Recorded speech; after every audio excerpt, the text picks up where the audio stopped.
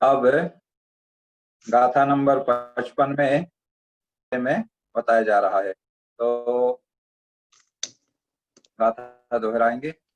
जम किंचि विचिंतन्तो जम किंचि विचिंतन्तो जम किंचि विचिंतन्तो जम जम किंचि किंचि विचिंतन्तो निरीह वित्ति अवेजदास्ताहु निरीह वित्ति सदा हवेजदासाहु निरीह वित्ति अवेजदास्ताहु निरीह वित्ति सदा हवेजदासाहु लद्धूणय एयत्तम् लद्धोडयेयत्तम् लद्धूणय एयत्तम् लद्धोडयेयत्तम् तदाहुतम् तदाहुतम् तस्य निश्चयं झाडम् तस्य निश्चयं झाडम् तदाहुतं तस्य निश्चयं झाडम् तदाहुतं तस्य निश्चयं झाडम्। इस तरह से तदाहुतम निश्चयम झाड़म, निश्चय ध्यान, निश्चयम ध्यानम माने झाड़म माने निश्चय से ध्यान। तो निश्चय से ध्यान कब होता है, वो चीज इसमें बताई जा रही है कि जम किंचि विचिंतन्तो निरीह वित्ति अविजदा साहु। निरीह वृत्ति माने निष्प्रह वृत्ति, माने हमें किसी से कोई लेना देना नहीं है, इसको कहते हैं निष्प्रह वृत्ति। हमें किसी से कोई प्रयोजन नहीं है। इस तरह की जब निष्प्रह वृत्ति साधु की हो जाती है, माने सारे वो साधु को ये निश्चित हो जाता है कि सारे पर पदार्थ हैं और इनसे हमारा कोई लेना देना नहीं है, तो फिर अच्छा है या बुरा है उसमें उनका कोई राग द्वेष नहीं रहता है। जो पहले बताया था कि राग मत करो, द्वेष मत करो, मोह मत करो, तो वो तो ध्यान करने के लिए उपदेश दिया था।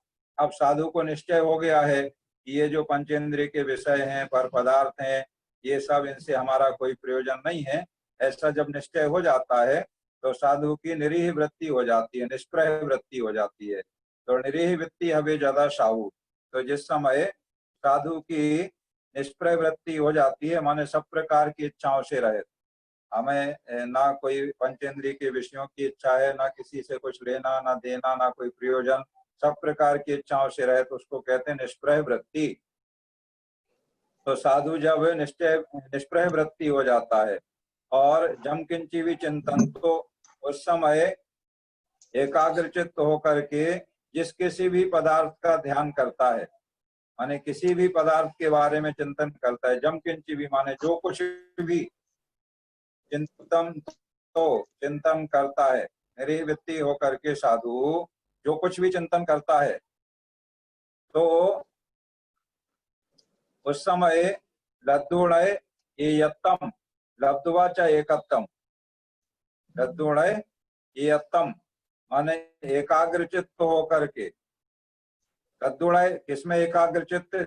ध्येय पदार्थ में, माने जिस किसी भी पदार्थ का चिंतन है ध्येय पदार्थ में एकाग्र होकर के करता है साधु, निष्प्रह वृत्ति होकर के, उस समय तदाहु माने उस समय, तम माने उसका, तस्य वह ध्यान, निश्चय ध्यान होता है। उस समय जो उसका ध्यान है वो निश्चय ध्यान होता है, ऐसा आचार्य कहते हैं। क्या कहते हैं? जम किंची भी चिंतन, तो माने जो कुछ भी चिंतन किया जाता है, माने किसी भी पदार्थ का चिंतन किया जाता हो, कुछ भी चिंतन किया जाता हो, कुछ भी चिंतन, माने वो साधु जो भी चिंतन करेगा वही निश्चय ध्यान कहलाएगा। ठीक है, कब कहलाएगा? जब निरीह वृत्ति हवे ज्यादा साधु, जब वह साधु निष्प्रह वृत्ति हो जाएगा, माने किसी पंचेंद्रिय के विषयों से हमें कोई प्रयोजन नहीं है, हमें किसी इष्ट या अनिष्ट पदार्थों से कोई प्रयोजन नहीं है, सारे बाह्य पदार्थ हैं, इनसे मेरा, मैं सर्वथा इनसे भिन्न हूँ, मेरा इनसे कोई नाता नहीं है, ऐसे निष्प्रह वृत्ति हो जाता है। तो उस समय जो कुछ भी चिंतन करता है, लद्दुणय एयत्तम, किस तरह चिंतन करता है? एकाग्र होकर के, और लद्दुणय ध्येय पदार्थ में, माने जो भी उसका ध्येय पदार्थ है जिसका चिंतन कर रहा है उसमें वह एकाग्रचित्त होकर के जिस किसी भी पदार्थ को ध्याता है निष्प्रय वृत्ति होकर के उस समय उसका ध्यान निश्चय ध्यान होता है। माने निश्चय ध्यान का ये लक्षण है कि जो निरीह वृत्ति साधु निष्प्रय वृत्ति साधु एकाग्र होकर के जो ध्येय पदार्थ है उनमें से किसी भी पदार्थ का चिंतन करता है वह उसका निश्चय ध्यान कहलाता है। तो निश्चय ध्यान में क्या क्या विशेषताएं आ गई हैं? तद्गुणैयत्तम माने ध्यान ध्येय जो पदार्थ हैं ध्यान करने योग्य जो पदार्थ हैं वो ध्येय कहलाते हैं। तो ध्येय माने जिन पदार्थों का ध्यान किया जाता है। तो ध्यान करने के सभी पदार्थ हैं जैसे अभी णमोकार मंत्र के 35-56 अक्षर भी बता दिए उनका पदों का ध्यान करो और गुरु के बताए हुए अन्य पदों का भी ध्यान करो। और इसके अलावा भी अन्य कोई भी पदार्थ का लोक में जितने पदार्थ हैं उनमें से किसी भी पदार्थ का वो सब ध्येय पदार्थ हैं। जितने भी पदार्थ हैं सब ध्येय पदार्थ हैं। हर पदार्थ में से ध्यान करने योग्य चिंतन किया जा सकता है। किसी भी पदार्थ में किया जा सकता है।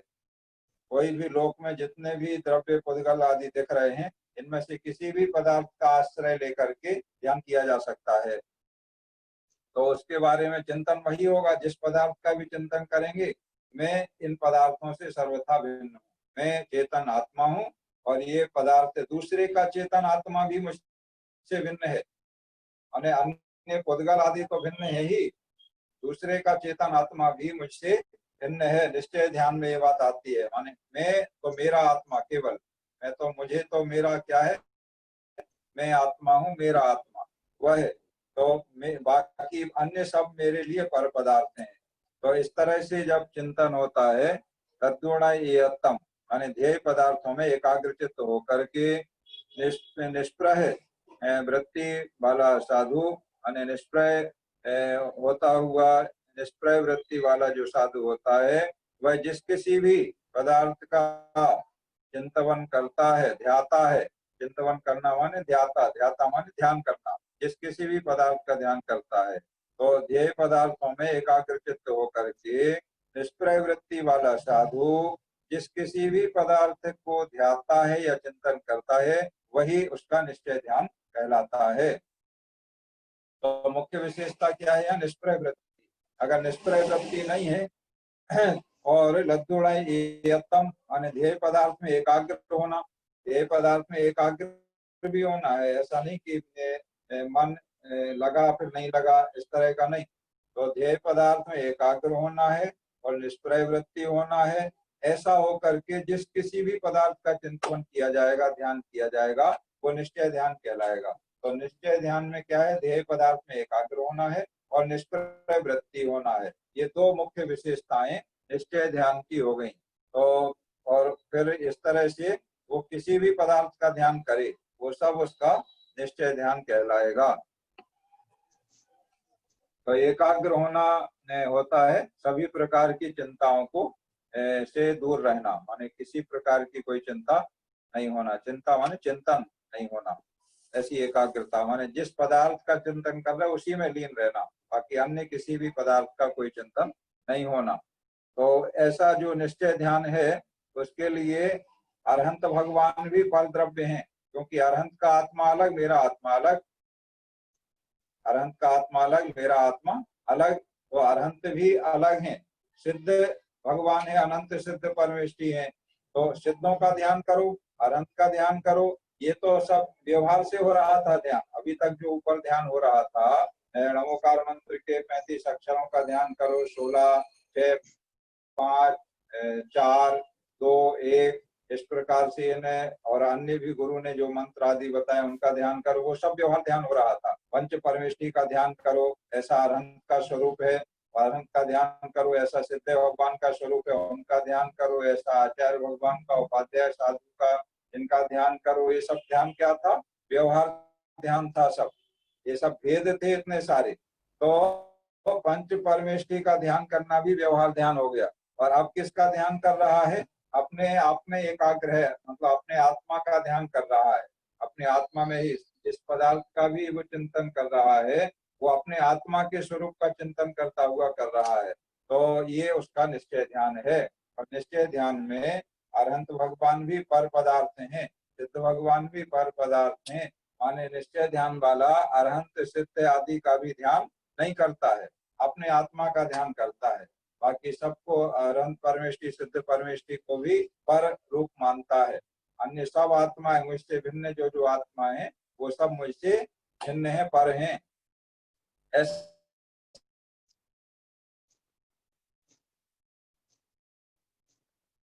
कहलाता है। इस तरह निश्चय ध्यान का लक्षण गाथा नंबर 55 में आपने समझा। एक बार गाथा दोहरा लेते हैं। जम किंच विचिन्तन्तो निरीह वित्ति हवे जदा साभू लद्धोणयेयत्तम्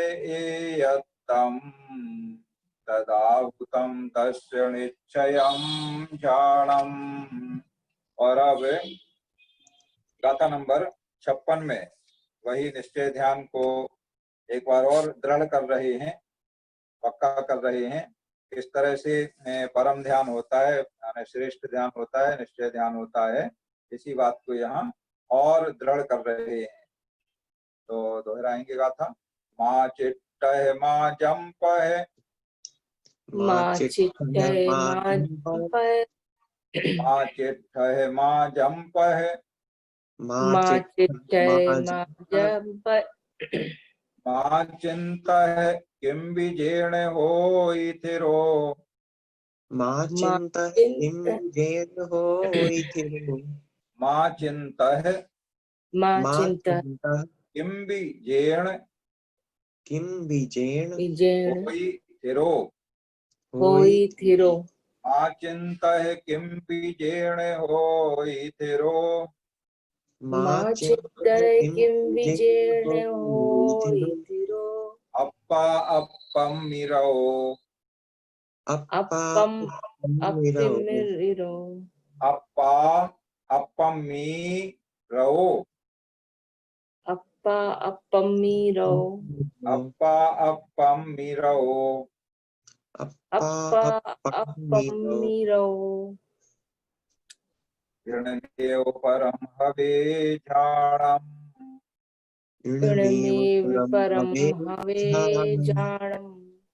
हाँ, अब देखो माँ चिट्टा है माने कुछ भी चेष्टा मत करो। माँ माने मत करो, पहले भी आया था। माँ मुच्चय माँ रज्जय माँ दुष्चय, तो मोह मत करो, राग मत करो, द्वेष मत करो। अब यहाँ पर क्या है, माँ चिट्टा है माने कुछ भी चेष्टा मत करो। चेष्टा मत करो माने शरीर से, शरीर की कोई भी क्रिया मत करो। और माँ जंप है, जंप है माने बोलना, तो मत बोलो, कुछ भी मत बोलो। माँ जंप है, कुछ भी मत बोलो माने वचन की क्रिया मत करो। और माँ चिंता है माने कुछ भी विचार मत करो, माने विचार किससे होता है, मन से होता है, तो मन की कोई क्रिया मत करो। माँ चित्ता है, कोई चेष्टा मत करो शरीर से। माँ जंपा है, वचन से कुछ भी मत बोलो। और माँ चिंता है, मन के द्वारा कुछ भी चिंतन मत करो, कुछ भी मत करो, कुछ भी विचार मत करो। और फिर क्या करो, किम भी जीर्ण होइथिरो, स्थिर, जिस तरह से स्थिर अपने आत्मा स्थिर होता है, आत्मा में लीन होना होता है। अप्पा अप्पम मी रहो माने अप्पा अप्पम मी रहो, अपने अपना आत्मा अपने आत्मा में ही लीन रहे, अपना आत्मा अपने आत्मा में ही। जैसे छेड़ाला में आया था कि निज माही निज के हेत निज कर, आप में आप ही रहो। निज माही अपने में, अपने द्वारा, अपनी आत्मा के लिए अपनी आत्मा में ही लीन होना निश्चय ध्यान का लक्षण वहां बताया था। तो वही चीज यहाँ पर है, अप्पा अप्पा मीरा माने अपने आप आत्मा आत्मा आत्मा में ही लीन हो जाए और कुछ भी ना करे, ना शरीर की चेष्टा करे, ना वचन की चेष्टा करे, ना मन की चेष्टा करे। शरीर से कुछ भी चेष्टा मत करो, वचन से कुछ भी मत बोलो, मन से कुछ भी मत विचारो, जिससे तुम्हारा आत्मा अपने आत्मा में तल्लीन होकर स्थिर होवे। किम बीजेण होई थिरो, जिस तरह से आत्मा में तल्लीन होकर किम बीजेण होई थिरो स्थिर हो जाए, तो पापमिरव एणमेव परम हवे ध्यानम इदम एव, यह ही परम ध्यानम भवति, श्रेष्ठ ध्यान कहलाता है या परम ध्यान कहलाता है या उसी को कहें निश्चय ध्यान कहलाता है। तो अप्पा पम्मीरव, इसमें मुख्य बात यह है, माने करना क्या है, आत्मा आत्मा में ही लीन स्थिर हो जाए। स्थिर हो जाए मतलब आत्मा आत्मा से बाहर ना जाए, माने अपने द्वारा अपना ही ध्यान किया जाना है, अनंत सिद्ध आदि का नहीं किया जाना है। ये शुद्ध निश्चय की दशा आ गई है। इसके पहले व्यवहार दशा में पंच परमेष्टि हमारे लिए शरण थे, पंच परमेष्टि हमारे लिए ध्यान करने योग्य थे। अब पंच परमेष्टि का भी ध्यान अगर करते रहोगे तो तुम में फिर परमेष्टि बन नहीं पाओगे, अनंत सिद्ध नहीं बन पाओगे। इसलिए अब पंच परमेष्टि का आलम्बन भी छोड़ो, अपने पैरों पे चलना है तो पापा की उंगली छोड़ना पड़ेगी। उंगली पकड़े रहोगे तो अपने पैरों पे नहीं चल पाओगे। जब चलना नहीं आता था तो पापा की उंगली पकड़ के चलते थे, 3 पहिए की गाड़ी लेके चलते थे, और बच्चे को चलना आ गया तो दौड़ लगा लेता है, गाड़ी पर 3 पहिए की नहीं पकड़ता है। अब अपने पैरों पे स्थिर हो गया तो पापा की उंगली पकड़ने की आवश्यकता नहीं है। तो ऐसे ही अनंत भगवान की उंगली पकड़ पकड़ के हम चले, और अब हम अपने आप में स्थिर हो गए, अपने आप में लीन हो गए। अब पंच परमेष्टि के सहारे की भी आवश्यकता नहीं है, वो भी पर हैं, अपने आत्मा के लिए पंच परमेष्टि भी पर हैं। ये शुद्ध निश्चय नय की परम श्रेष्ठ ध्यान की अवस्था, जिससे मोक्ष की प्राप्ति होती है। क्यों चिंत निज में स्थिर भये, तिन अकथ जो आनंद लहो, सो इंद्र नाग नरेंद्र बा हेमेंद्र के नाही कहो, तब ही सुकुल ध्यान अग्नि कर चौभाति विधि का आनंद हो। ऐसी अवस्था में ही शुक्ल ध्यान के द्वारा 4 घातीय कर्मों का क्षय हो जाता है और अरहंत अवस्था की प्राप्ति हो जाती है। तो ये वो शुद्ध अवस्था, परम ध्यान की, श्रेष्ठ ध्यान की, उत्कृष्ट ध्यान की अवस्था है कि अपने आत्मा में ही लीन हो जाए। तो कुछ भी माँ चिट्ठा है, कुछ भी चेष्टा मत करो शरीर से, माँ जंपा है कुछ भी मत बोलो वचनों से, माँ चिंता है कुछ भी विचार मत करो अपने मन से, और अपने आत्मा में ही जिस प्रकार से स्थिर होए तो उस प्रकार से स्थिर हो जाओ, आत्मा में स्थिर हो जाओ। यही परम ध्यान का लक्षण है। इस तरह इसमें गाथा नंबर 56 में परम ध्यान का लक्षण बताया गया है। गाथा एक बार और दोहरा लेते हैं। माँ चिट्ठः माँ जंपः माँ चिंतः किम बीजेण होई थिरो, अपापमिरो इणमेव परम हवे झाणम। इस तरह से गाथा नंबर 56 में, 55 और 56 दोनों में श्रेष्ठ निश्चय ध्यान और परम ध्यान, बात नाम अलग अलग है, बात एक ही है, दोनों निश्चय ध्यान है, दोनों परम ध्यान है, उसी को पुष्टि किया है। तो परम ध्यान का, श्रेष्ठ ध्यान का लक्षण बताया गया है। और इस तरह से 56 गाथा आज पूर्ण हुई, और अब 2 गाथा कल के लिए अपने पास है, 57 और 58, तो कल ये पूर्ण हो जाएगा। अब आप अपना प्रश्न पूछ सकते हैं।